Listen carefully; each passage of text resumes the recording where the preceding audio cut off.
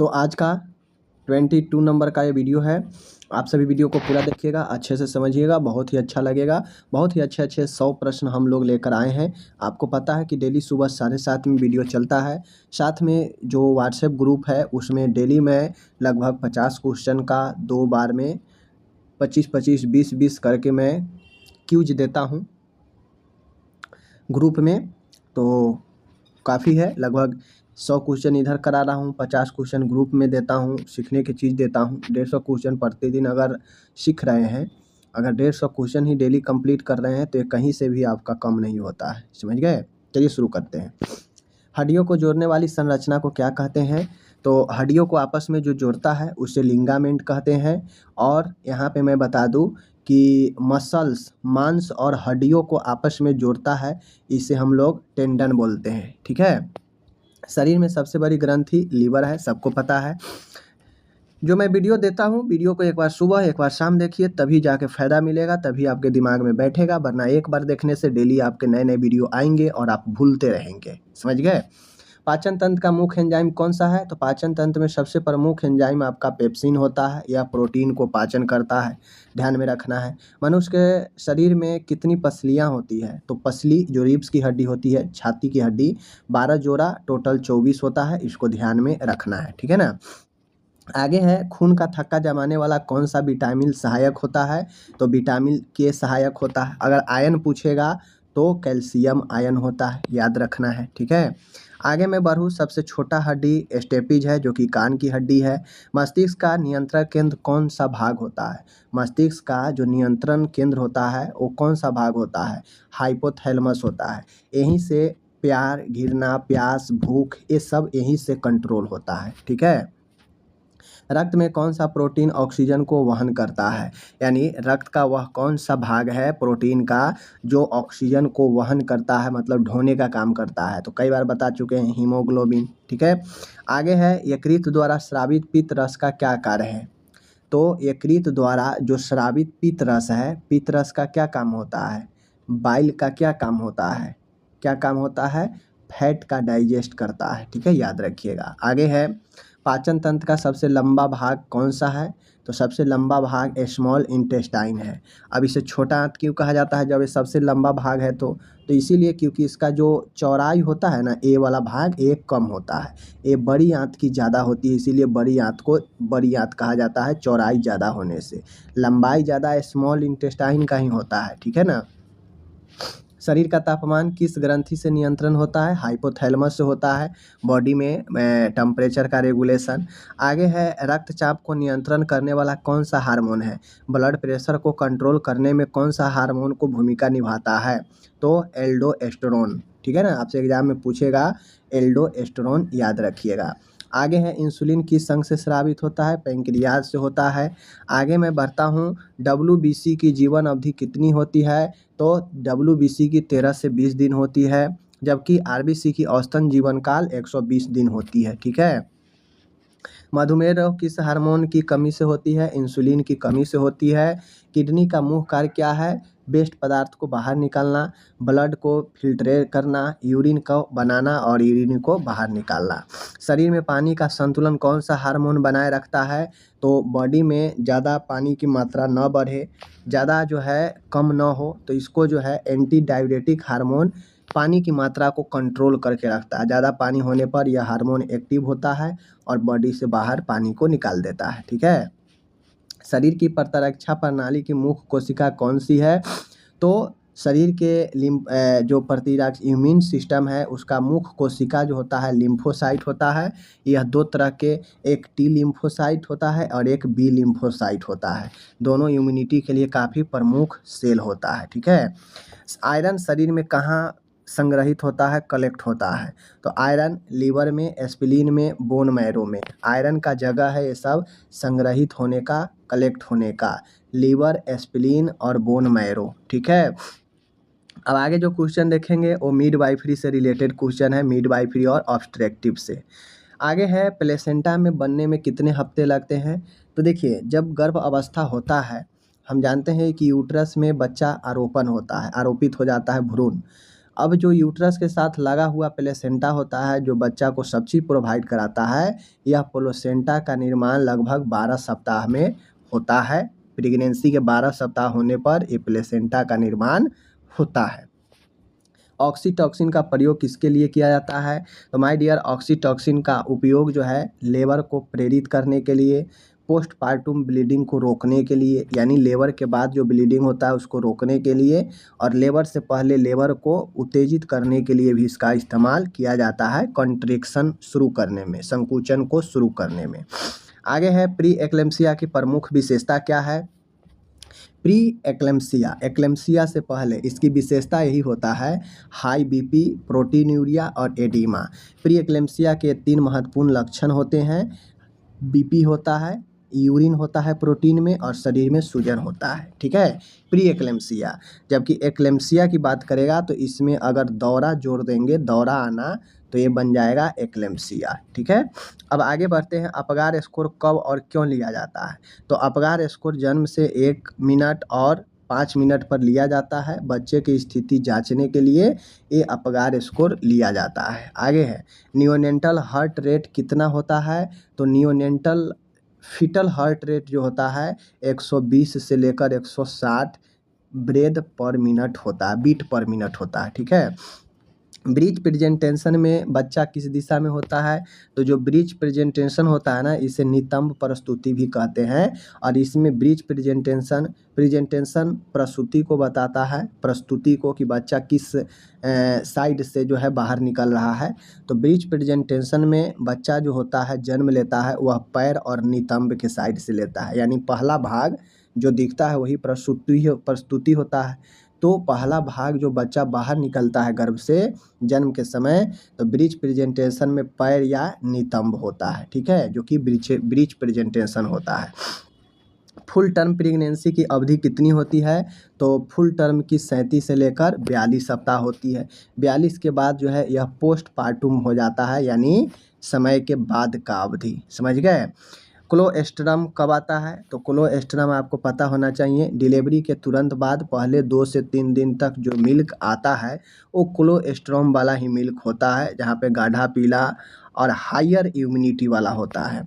Eclampsia का प्रमुख खतरा क्या होता है? अभी ऊपर बताए हैं कि एक्लेम्सिया का प्रमुख खतरा दौरा होता है, चूँकि प्री एक्लेम्सिया जो होता है उसका बढ़ा हुआ लक्षण होता है एक्लेम्सिया, जहाँ पे दौरा आने लगता है मरीज को। ठीक है, MTP एक्ट 1971 में लाया गया था। ठीक है ना, मेडिकल टर्मिनेशन ऑफ प्रेगनेंसी इसे बोलते हैं, और यह एक कहा जाए यहाँ पे तो किसी भी व्यक्ति को एबॉर्शन कराने का जो है राइट यहाँ पे देता है ये एक्ट कहता है कि कौन एबॉर्शन कर सकता है और कौन एबॉर्शन नहीं कर सकता है, एबॉर्शन कब करना चाहिए कब नहीं करना चाहिए, ये तय करता है MTP एक्ट 1971। ठीक है, पार्टोग्राफ का प्रयोग किस लिए होता है? तो पार्टोग्राफ का प्रयोग होता है प्रसव के प्रक्रिया के मॉनिटर करने के लिए, कि प्रसव कैसे कैसे आगे की तरफ बढ़ रहा है, इस प्रक्रिया को मॉनिटरिंग करने के लिए जो है अपन पार्टोग्राफ का उपयोग किया जाता है।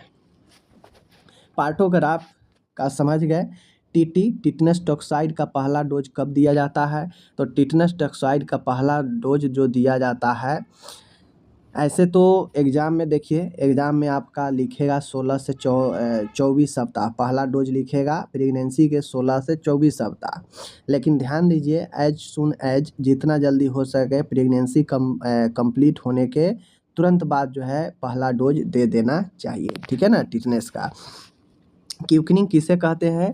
तो क्यूकनिंग होता है माँ द्वारा भ्रूण की पहली हलचल महसूस करना, यानी बच्चा जब गर्भ में रहता है तो फर्स्ट टाइम अगर माँ को कुछ अनुभव होता है कि मेरा बच्चा चला है इधर से इधर, तो वह फर्स्ट अनुभव एक्सपीरियंस ही क्यूकनिंग कहलाता है, पहला हलचल गर्भ में। ठीक है, लोकिया क्या होता है? तो देखिए, लोकिया जो होता है, lochia post delivery vaginal discharge होता है, यानी जन्म के बाद, बच्चे के जन्म के बाद, डिलीवरी के बाद जो है जो वेजिनल डिस्चार्ज होता है वही लोकिया कहलाता है। ठीक है, अब ये जो लोकिया होता है अलग अलग होता है, लोकिया रुब्रा, लोकिया अल्ना, ठीक है ना, ये सब अलग अलग होता है। तो ये सब प्रकार है, प्रकृति है, नेचर ऑफ डिस्चार्ज, डिस्चार्ज के प्रकृति के ऊपर अलग अलग प्रकार इसको विभाजित किया गया है लोकिया का। लेकिन पहले समझिए कि लोकिया जो होता है वह डिलीवरी के बाद जो वेजिनल डिस्चार्ज होता है वो लोकिया ही होता है, ठीक है, ये समझ गए। अब आगे बढ़ते हैं, पॉलीहाइड्रामेनियोज किसे कहते हैं, पॉलीहाइड्रामेनियोज, पॉलीहाइड्रामेनियोज किसे कहते हैं। तो पॉलीहाइड्रामेनियोज का मतलब होता है एमनियोटिक फ्लूइड का अधिक होना, यानी जो सामान्य है, जो नॉर्मल है, उससे अधिक होना एमनियोटिक फ्लूइड का हाइड्रामेनियोज कहा जाता है। देखिए हाइड्रामेनियोज, पॉलीहाइड्रामेनियोज जो होता है 2000 ml से जब ऊपर हो जाता है तो यह पॉलीहाइड्रामेनियोज में आ जाता है। एमनियोटिक फ्लूइड का अधिक होना पॉलीहाइड्रामेनियोज है। यूटेराइन रैप्चर का पहला संकेत क्या होता है, तो गर्भाशय अगर क्षतिग्रस्त हो गया है, रैप्चर हो गया है अंदरूनी, तो पहला लक्षण यही होता है कि सडन एब्डोमिनल पेन होता है, लॉस ऑफ फीटल स्टेशन, यानी जैसे ही आपके गर्भाशय में रैप्चर होता है, क्षतिग्रस्त होता है, आपको ब्लीडिंग के साथ आपको जो है एब्डोमिनल पेन शुरू हो जाता है, और लॉस ऑफ फीटल स्टेशन और भ्रूण के जो समस्या है उसमें जो है आपको दिक्कत आने लगता है जैसे ही यूट्रस रैप्चर करता है। ऑब्स्ट्रक्टेड लेबर का कारण क्या हो सकता है, तो ऑब्स्ट्रक्टिव लेबर का उदाहरण यानी बाधित प्रसव, यानी जब लेबर हो रहा हो, बच्चा जन्म लेने वाला हो, तो उसमें बच्चा रुक जाता है, बच्चा बाहर नहीं आ पाता है, तो उसे ऑब्स्ट्रक्टिव लेबर कहते हैं, रुका हुआ प्रसव। तो जब प्रसव रुका हुआ हो तो वह कारण क्या हो सकता है, तो कारण सीपीडी, सेफेलोपेल्विक डिस्पोर्शन, यानी जो सिफेली है, जो आपका पेल्विक है वो क्या है, डिसप्रोपोर्शन है, यानी एक अलग जो साइज आकार होना चाहिए पेल्विक का वो नहीं होने से आपका लेबर कहीं ना कहीं बच्चा उसमें आकर पेल्विस में फंस जाता है उसका सिर, जिससे बच्चा बाहर नहीं आ पाता है, ठीक है। फंडल हाइट किसके लिए मापा जाता है, तो फंडल हाइट जेस्टेशनल एज का अंदाज़ा लगाने के लिए, यानी गर्भ का जो गर्भकालीन आयु होता है उसका आयु को पता लगाने के लिए कि 32 सप्ताह, 37 सप्ताह, 40 सप्ताह, ये एज पता करने के लिए, प्रेगनेंसी का अंदाज लगाने के लिए फंडल हाइट का इस्तेमाल किया जाता है। क्योंकि जैसे जैसे समय बीतते जाता है प्रेगनेंसी का, तो जो गर्भ का जो जेस्टेशनल एज होता है, फंडल हाइट होता है, वह नाभि के तरफ, फिर नाभि से ऊपर, फिर स्टर्नम के पास, पेट जो है इतना ऊंचा दूरी तक जो है आपको बढ़ जाता है, यही फंडल हाइट होता है। अब किस एज में कब फंडल हाइट कहाँ पे जाता है ये आपको मैं पढ़ाया भी हूँ, पता भी होना चाहिए। चलिए आगे चलते हैं। RH देख लीजिए, RH इनकम्पैटिबिलिटी से क्या हो सकता है, तो अगर रिसस इनकम्पैटिबिलिटी हो तो इससे हेमोलाइटिक डिजीज हो सकता है, यानी ब्लीडिंग से रिलेटेड जो है बच्चा में, जैसे हीमोफीलिया, ब्लीडिंग से रिलेटेड समस्या हो सकता है बच्चा में अगर RH इनकम्पैटिबिलिटी है तो, समझ गए। प्रोलॉन्ग लेबर कितनी देर से अधिक माना जाता है, यानी लेबर कितने दिन से अधिक जो है होने पर प्रोलॉन्ग माना जाता है, तो 18 घंटा से अधिक अगर लेबर का समय हो गया तो उसे प्रोलॉन्ग लेबर माना जाता है, ठीक है। ग्रेविडा और पारा में क्या अंतर है, मैंने पहले भी बताया था ग्रेविडा और पारा में क्या अंतर है। देखिए ग्रेविडा होता है, यह टोटल नंबर ऑफ प्रेगनेंसी बताता है कि एक महिला कितना बार प्रेग्नेंट हो चुकी है, जबकि पारा बताता है वाइल्ड बर्थ, यानी जीवित जन्म, यानी एक महिला कितने बच्चे को जन्म दे चुकी है, जीवित बच्चे को जन्म, ये पारा बताता है। जैसे आप लोग को पढ़ना पड़ेगा तो देखिएगा पता चलेगा। सेफेलिक प्रेजेंटेशन का क्या मतलब है, अब आप लोग ब्रीच प्रेजेंटेशन समझ गए ना, जहाँ पे नितंब या पैर के साइड से बच्चा बाहर निकलता है, दिखता है।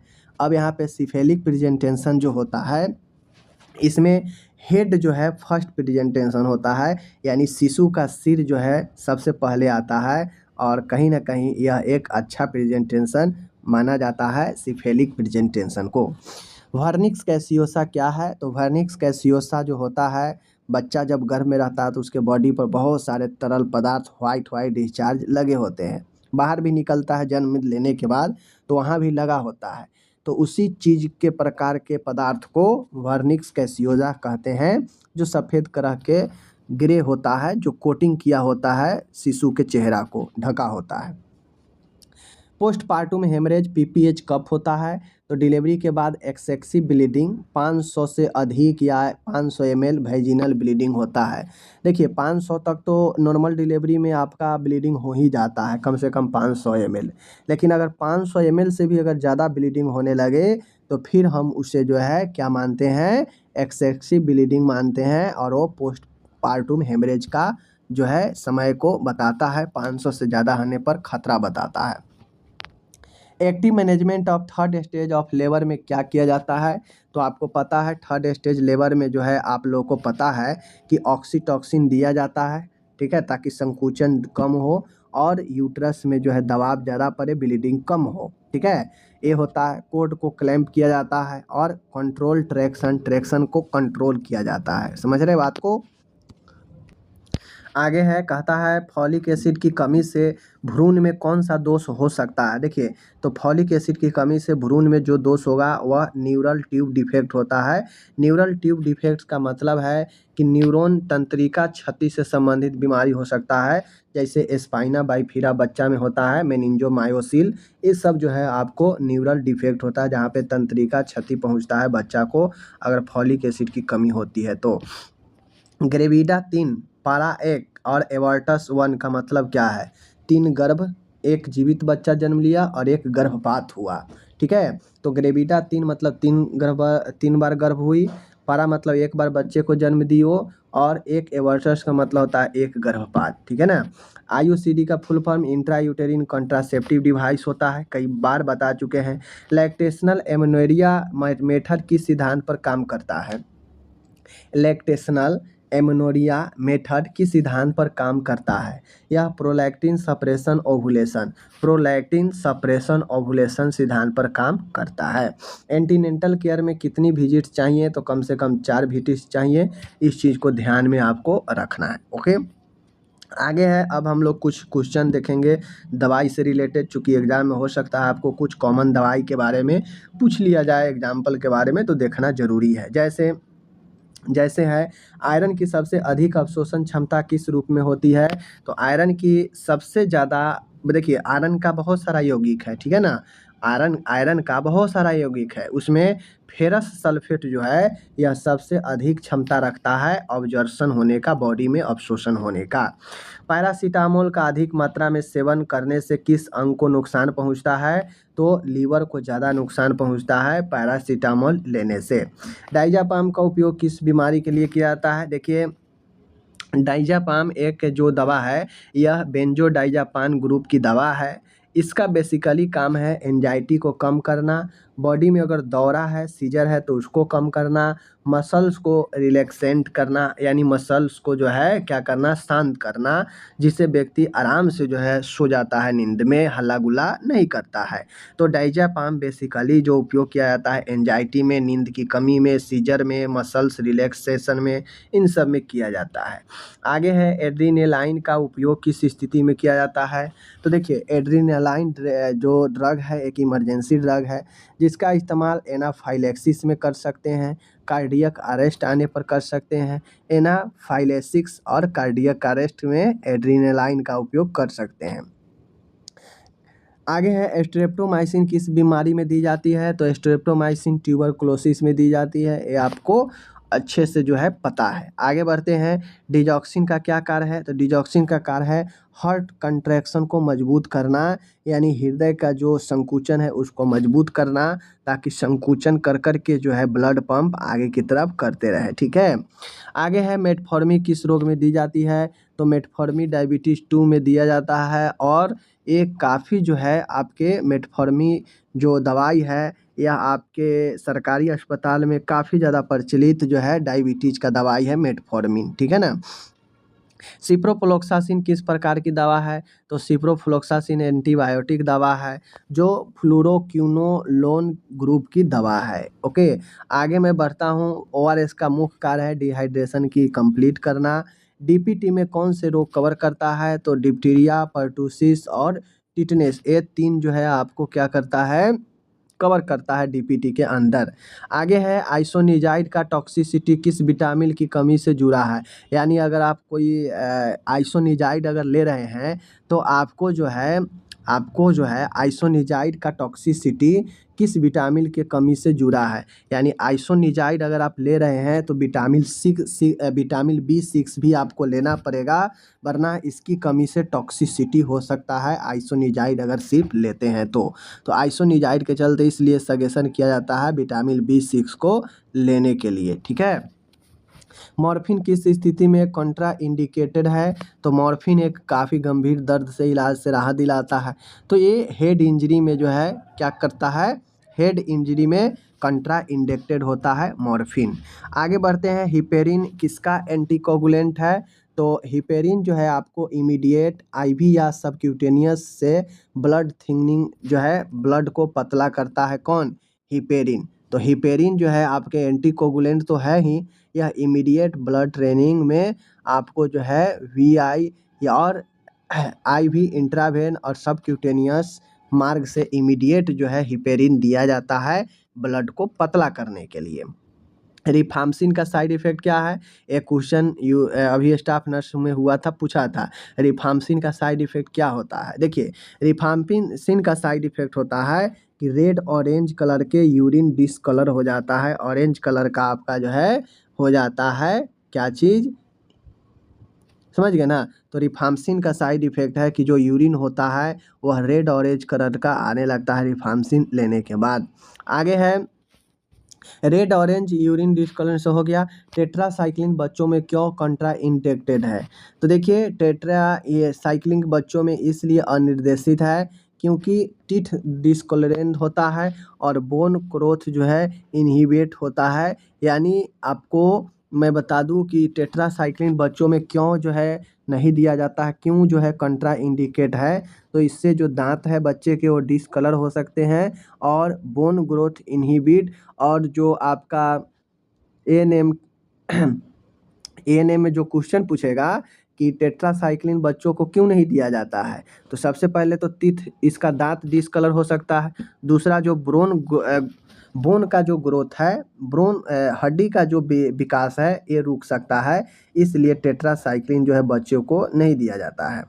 डायूरेटिक किस लिए दिए जाते हैं। तो देखिए डायूरेटिक जो दिया जाता है ये फ्लूइड ओवरलोड, यानी बॉडी में बहुत ज़्यादा पानी भरने के कारण, बॉडी में ओवर हाइड्रेशन होने के कारण ये डायूरेटिक दिया जाता है। साथ में हाइपरटेंशन में भी जो है दिया जाता है डायूरेटिक। ठीक है, तो इस चीज़ का ध्यान में रखना है। आगे है ड्रग हॉल लाइफ का मतलब क्या होता है। तो प्लाज्मा कॉन्सेंट्रेशन का आधा होने का समय। ड्रग हाफ लाइफ का मतलब होता है कि प्लाज्मा कॉन्सेंट्रेशन का आधा क्या है, आधा होने का समय। वैक्सीन की पोटेंसी कैसे जांची जाती है। तो वैक्सीन की जो पोटेंसी है वह आपको जो है कोल्ड चेन मेंटेनेंस से हम जो है वैक्सीन का जो पोटेंसी है, जो क्षमता है, वह शीत श्रृंखला कितना प्रबंध है उससे हम लोग समझ सकते हैं। अगर कोल्ड चेन मैनेजमेंट बढ़िया होगा तो आपका वैक्सीन का पोटेंसी भी काफ़ी मजबूत होगा, लोगों में असर दिखेगा। इंट्राडर्मल इंजेक्शन की गहराई कितनी होती है।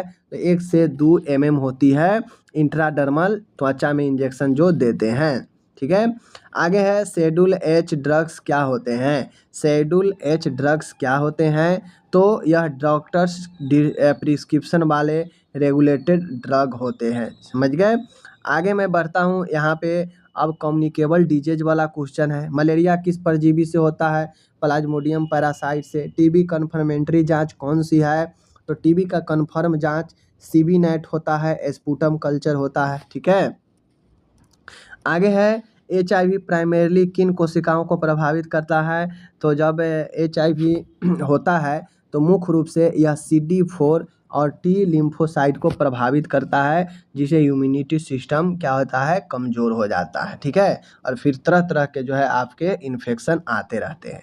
HIV प्राइमरीली किन कोशिकाओं को प्रभावित करता है।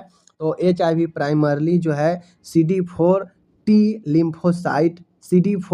लिम्फोसाइट को जो है क्या करता है, ये अपना प्रभावित करता है। HIV प्राइमरली किन कोशिकाओं को प्रभावित करता है? तो HIV में CD4 टी लिम्फोसाइट जो है प्रभावित करता है।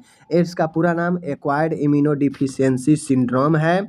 आगे है रेबीज वायरस कैसे फैलता है? तो आप सबको पता है कि रेबीज वायरस जो होता है यह एक संक्रमित कुत्ते या जानवर के काटने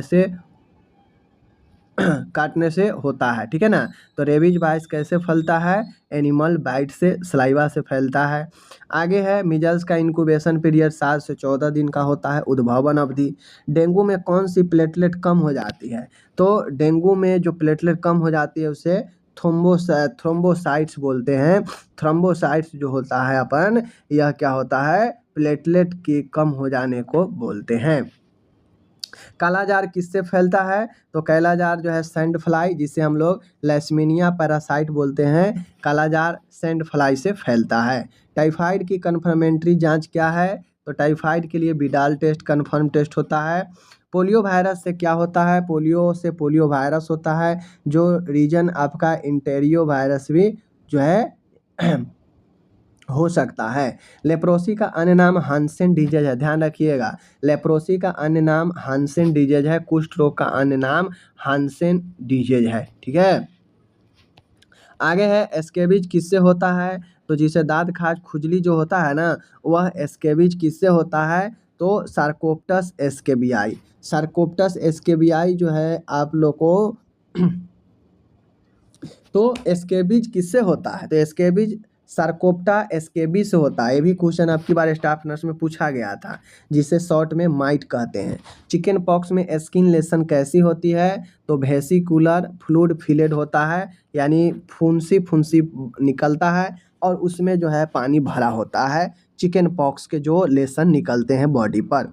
ट्यूबरकुलोसिस प्राइमरी किस अंग को प्रभावित करता है? लंग्स को करता है। मेनिंजाइटिस में सबसे आम लक्षण क्या है? तो मेनिंजाइटिस में सबसे आम लक्षण जो होता है, नेक स्टिफनेस और बुखार आने लगता है मरीज को, गर्दन में अकड़न और बुखार आने लगता है, ठीक है। तो मेनिंजाइटिस अगर किसी को होता है, आपको पता है मेनिंजिस के इन्फ्लामेशन को मेनिंजाइटिस कहते हैं। तो मेनिंजाइटिस के आम लक्षण है कि गर्दन में अकड़न हो जाता है और बुखार रहने लगता है, ठीक है ना। आगे हम यहाँ पे बढ़ते हैं, तो अब आता है कम्युनिटी हेल्थ और पब्लिक हेल्थ से रिलेटेड क्वेश्चन है। WHO का फुल फॉर्म क्या है? तो वर्ल्ड हेल्थ ऑर्गेनाइजेशन होता है। आगे मैं बढ़ूँ तो भारत का पहला हेल्थ प्रोग्राम कौन सा है? तो भारत में कोई भी अगर पहला प्रोग्राम शुरू हुआ सिर्फ स्वास्थ्य के क्षेत्र में, तो वह नेशनल मलेरिया कंट्रोल प्रोग्राम 1953 में शुरू किया गया था।